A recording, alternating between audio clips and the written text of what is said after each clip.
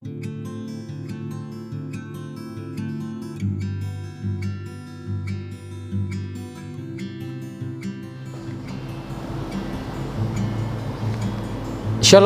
Bapak Ibu dan Saudaraku sekalian, senang bisa berjumpa kembali. Semoga Bapak Ibu dan Saudaraku sekalian dalam keadaan yang baik, sehat semuanya. Dan kita bersama-sama saat ini mengikuti persekutuan tengah minggu belajar firman Tuhan melalui media online. Kiranya Tuhan boleh menolong kita di dalam perjalanan persekutuan kita saat ini. Dari kita menaikkan pujian, dari kita belajar firman Tuhan, menaikkan doa, dan kiranya apa yang menjadi pertemuan kita pada saat ini tidak menjadi sia-sia, tetapi menjadi sebuah pedoman kehidupan buat setiap kita. Semakin baik, semakin hidup di dalam Tuhan. Mari kita menaikkan pujian pembuka kita.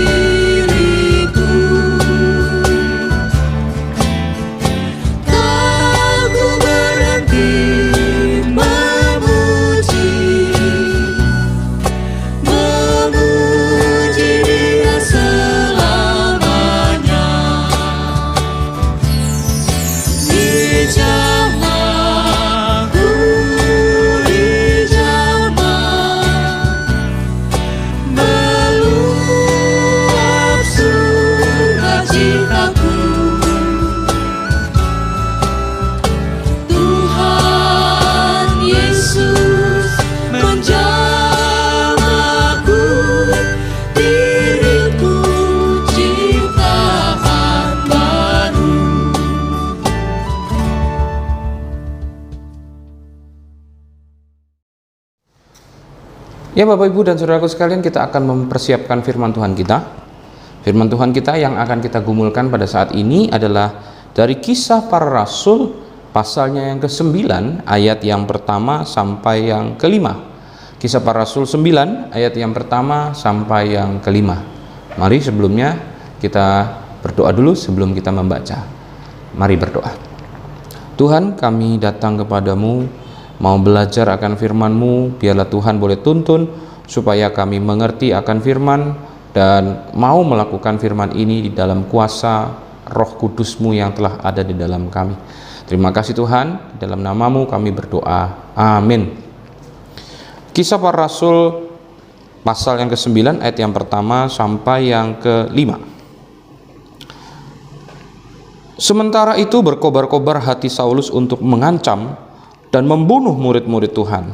Ia menghadap imam besar dan meminta kuasa daripadanya untuk dibawa kepada majelis-majelis Yahudi di Damsyik, supaya jika ia menemukan laki-laki atau perempuan yang mengikuti jalan Tuhan, ia menangkap mereka dan membawa mereka ke Yerusalem. Dalam perjalanannya ke Damsyik, ketika ia sudah dekat kota itu, tiba-tiba cahaya memancar dari langit mengelilingi dia. Ia rebah ke tanah dan kedengaran olehnya suatu suara yang berkata kepadanya, "Saulus, Saulus, "Mengapakah engkau menganiaya aku?" Jawab Saulus, "Siapakah engkau, Tuhan?" Katanya, "Akulah Yesus yang kau aniaya itu." Demikian pembacaan firman Tuhan kita. Bapak, Ibu, dan saudaraku sekalian, firman Tuhan kita yang kita gumulkan pada saat ini bertema, "Mengapa engkau menganiaya aku?" Itu adalah perkataan Tuhan Yesus kepada Saulus. Bapak, Ibu, dan saudaraku sekalian, aniaya, apa itu? Aniaya adalah sebuah tindakan kekerasan, kekejaman yang bengis, yang tidak adil kepada orang lain, membuat orang lain tersiksa, traumatis, terancam, cacat, luka fisik, kerugian materi. Dan penganiayaan ini bisa disampaikan melalui sebuah tindakan ataupun sebuah perkataan. Nah, Bapak, Ibu, dan saudaraku sekalian, kalau ditanya kepada kita apakah kita suka dengan kata aniaya ini, 100% kita akan mengatakan kita tidak setuju kepada apa yang disebut sebagai penganiayaan. Dan kita 100% juga akan berkata bahwa kita tidak mau hidup teraniaya.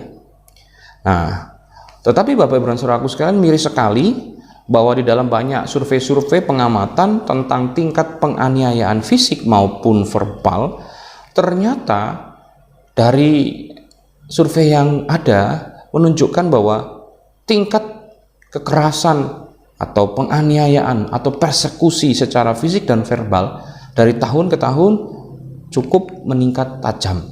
Kekerasan, penganiayaan ataupun kekerasan fisik terjadi banyak kepada perempuan, anak-anak, kaum yang lemah secara ekonomi, ataupun kepada kaum yang lemah secara fisik. Contoh, orang-orang yang dalam keadaan keberkebutuhan khusus ataupun lansia. Dan Bapak, Ibu, dan saudaraku sekalian, ternyata kekerasan juga banyak dan marak terjadi di dalam komunitas agama. Baik komunitas itu menganiaya atau mempersekusi atau melakukan kekerasan secara verbal ataupun secara fisik. Verbal itu melalui kata-kata dan fisik itu melalui perbuatan. Banyak dilakukan oleh komunitas agama kepada komunitas agama yang berbeda ataupun di dalam komunitas itu sendiri. Kekerasan dalam komunitas agama juga kita saksikan di dalam bacaan firman Tuhan kita saat ini.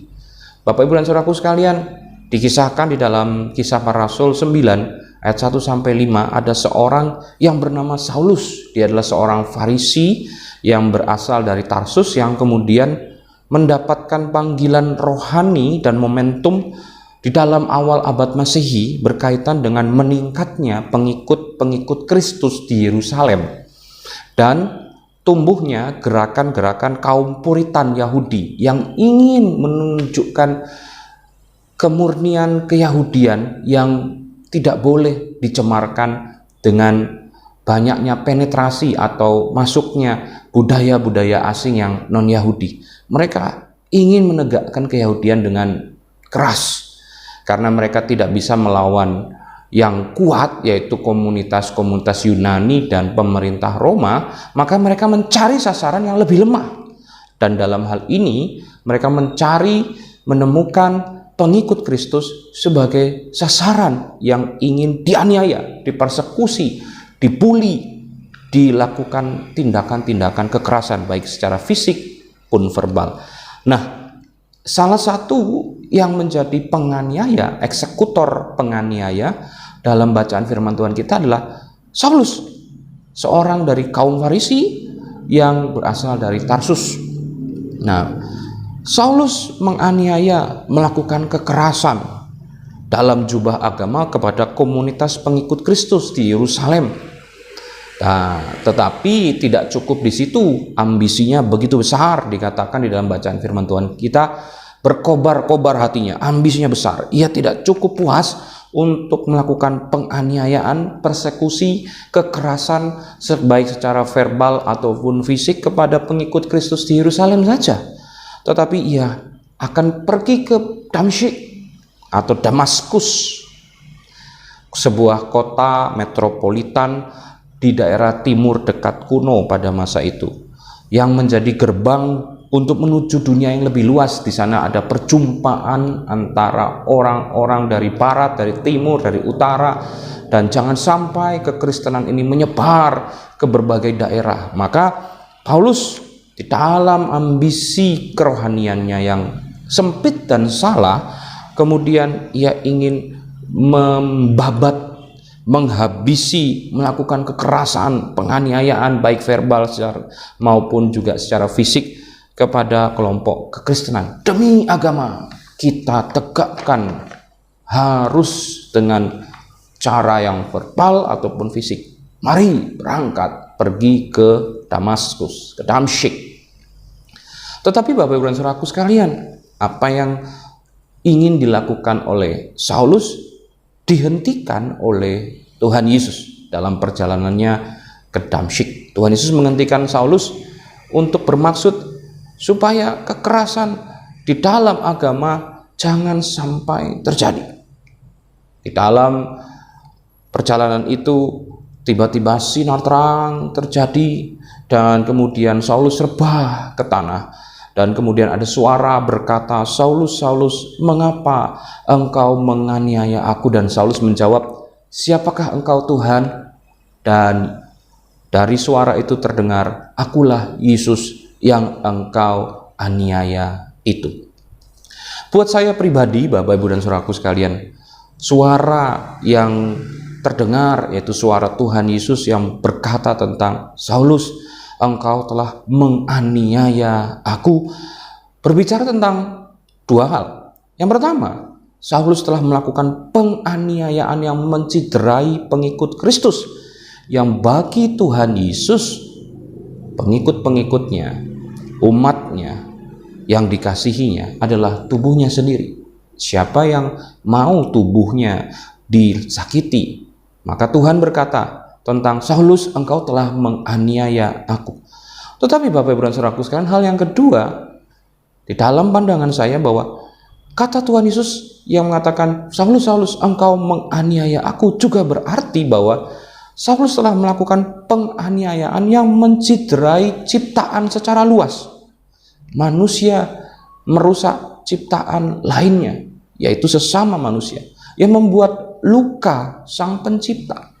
Jadi di sini saya mau mengajak Bapak Ibu dan Saudaraku sekalian melihat dalam sebuah cakrawala yang lebih luas, bahwa apa yang dilakukan oleh Saulus bukan hanya sebuah pencideraan terhadap tubuh Kristus, yaitu para pengikut Tuhan, tetapi juga menciderai ciptaan yang membuat luka Sang Pencipta. Jadi di sini kita boleh melihat bahwa tekanan yang mau disampaikan, jangan kamu menganiaya orang lain, jangan kamu melukai orang lain, jangan kamu melakukan kekerasan kepada orang lain, sebab ketika engkau melakukan itu secara tidak sadar, engkau telah menganiaya, melukai, menciderai Sang Pencipta itu sendiri. Nah, jika didekatkan pada kehidupan kita, Bapak Ibu dan Saudaraku sekalian, yang katanya kita 100% tidak setuju terhadap apa itu penganiayaan, dan 100% kita tidak mau menjadi korban penganiayaan. Tetapi nyatanya Bapak Ibu dan Saudaraku sekalian, di dalam kehidupan kita, perbuatan dan perkataan kita sering secara tidak sadar adalah bentuk penganiayaan kita kepada Kristus. Perbuatan dan perkataan kita yang menghina orang lain, yang merendahkan orang lain, yang melukai tubuh orang lain, sesungguhnya adalah sebuah hal yang mencederai juga Tuhan, menganiaya Tuhan. Ketika orang tua marah terhadap anak, marah perlu, tetapi sampai menyakiti tubuh anak ataupun berkata sesuatu yang tidak baik tentang anak itu, yang menjadi sebuah stigma yang menghancurkan secara batin anak itu, maka itu juga adalah sebuah kekerasan, penganiayaan yang kita lakukan kepada Tuhan itu sendiri. Pun sebaliknya, ada juga anak-anak yang menganiaya orang tuanya dengan menjadi anak-anak yang melawan, dengan anak yang kurang ajar, yang tidak patuh, yang kemudian hanya mencari keuntungan dalam kehidupan ini, memeras orang tuanya, meminta tanpa bertanggung jawab atas apa yang diberikan sebagai bentuk kasih orang tua kepada anak. Itu juga adalah penganiayaan anak kepada orang tua yang secara tidak sadar adalah penganiayaan kepada Yesus sendiri. Atau mungkin mertua mengatakan hal yang tidak baik soal menantunya, menantu berkata hal yang tidak baik dan melakukan sesuatu yang tidak baik juga kepada mertuanya, saudara menyakiti saudara lainnya, atasan terhadap bawahan berkata yang sembrono, yang menyakiti, menghancurkan secara batin maupun fisik kepada orang lain. Ataupun ketika kita berkata-kata tentang kita lebih baik daripada komunitas agama lain yang bukan Kristen, ataupun terhadap gereja kita dan menilai gereja orang lain dan berkata bahwa gereja kita lebih baik daripada gereja orang lain, dan mengatakan kesesatan-kesesatan yang tidak disertai dalam sebuah alasan yang jelas. Bukankah kita sedang menjadi penganiaya? Padahal seringkali kita mengatakan penganiayaan itu tidak baik. Persekusi, bullying, kekerasan verbal melalui kata ataupun fisik tidak baik. Dan kita tidak ingin menjadi korban. Tapi seringkali kita menjadi pelaku secara tidak sadar dan melakukan kekerasan. Ketika itu semua terjadi dan ketika kita membaca bagian firman ini, seakan-akan Tuhan Yesus berkata kembali sebagaimana dia berkata kepada Saulus, "Hai kamu, ya, kamu, saya, Anda, kita. Hai kamu, kenapa kamu menganiaya aku? Kenapa engkau menciderai ciptaanku, sesamamu manusia, orang tuamu, anakmu, mertuamu, menantumu, saudaramu, temanmu, tetanggamu, orang-orang lain di sekitarmu. Tidak sadarkah engkau kekerasan, perkataan, perbuatan, semua itu menganiaya, menciderai aku sebagai pencipta." Dan ketika kita membaca firman ini, sesungguhnya kita disadarkan, janganlah kita menjadi penganiaya. Janganlah kita menjadi orang yang melukai hati orang lain. Hidup untuk menyatakan kasih, hidup untuk mengampuni, hidup untuk bisa guyup rukun, itu lebih baik. Sebab di dalam kita hidup rukun, Tuhan ada di tengah-tengah kita. Ketika kita boleh berkata-kata dan berpikir yang baik tentang diri kita, orang lain, maka Tuhan nyata kasih-Nya kepada kita. Mari kita belajar untuk menjadi orang yang semakin baik ke depan. Ini firman untuk kita. Jangan kita menjadi penganiaya, tetapi menjadi orang-orang yang menyatakan kasih yang nyata kepada sebanyak mungkin orang. Sebab Tuhan telah mengasihi kita luar biasa. Tuhan memberkati. Amin.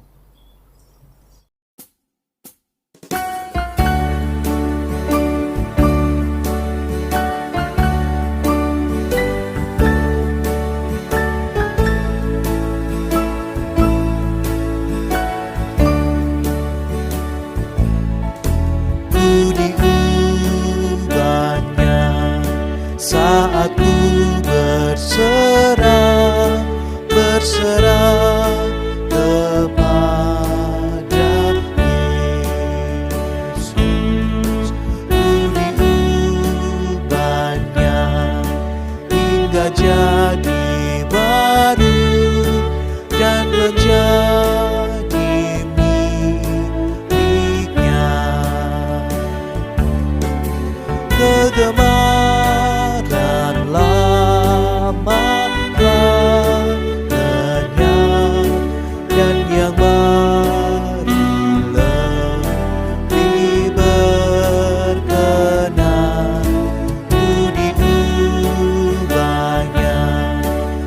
saat ku berserah dan menjadi miliknya.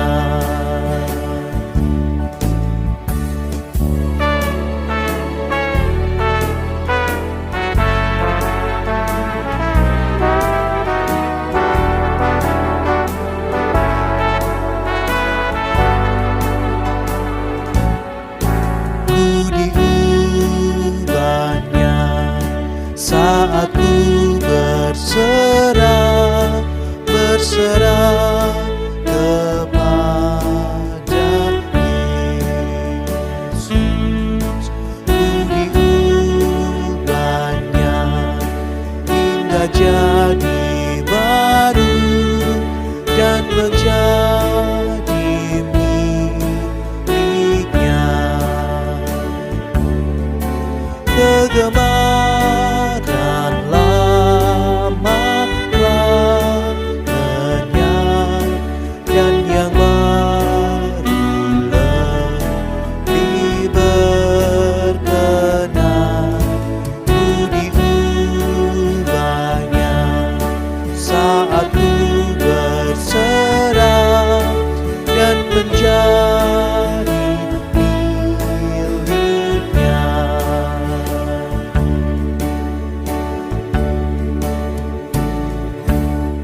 Bapak, Ibu, dan saudaraku sekalian, mari saat ini kita menaikkan doa kepada Tuhan. Mari berdoa. Tuhan, terima kasih untuk firman-Mu, firman yang mengajar kepada kami bahwa sikap kehidupan Saulus salah, menjadi orang yang menganiaya orang lain karena merasa benar, karena merasa pantas untuk menganiaya orang lain. Kami tidak suka atas apa yang dilakukan oleh Saulus, dan Tuhan juga tidak suka. Maka Tuhan menghentikannya di Damsyik. Tetapi kami yang berkata tidak suka terhadap penganiayaan, kekerasan, segala hal yang kami tolak itu seringkali terjadi juga dalam diri kami. Ketika kami berkata yang buruk, ketika kami berpikir yang buruk, ketika kami berbuat yang buruk yang menyakiti orang tua kami, anak kami, saudara kami, teman kami, sahabat kami, itu adalah sebuah bentuk penganiayaan terhadap Tuhan sendiri yang begitu mencintai, mengasihi isi dunia. Maka saat ini kami mohon ampun, biarlah firman-Mu betul-betul menegur kami dan menuntun kami. Kami berdoa untuk setiap orang yang mungkin telah kami lukai. Tuhan, mungkin kami tidak ingat, tetapi kami boleh saat ini berdoa supaya Tuhan boleh hiburkan dan obati lukanya. Suatu saat kalau kami berjumpa lagi dengan orang, kami tidak lagi mau melukai. Mungkin bertemu dengan orang yang pernah kami lukai, kami boleh bersikap lebih baik lagi. Tuhan, tolonglah supaya nyata kehidupan kasih itu di dalam diri kami, di dalam kehidupan kami. Tuhan, inilah doa kami. Ubahkan kami dan tuntun kami selalu. Terima kasih Tuhan Yesus. Di dalam nama-Mu kami berdoa. Amin.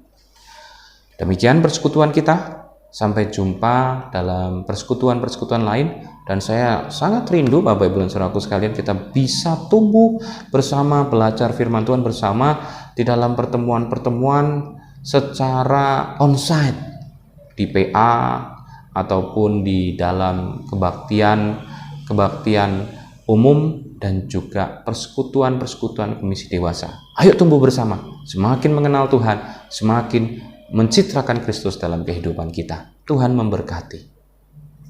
Shalom.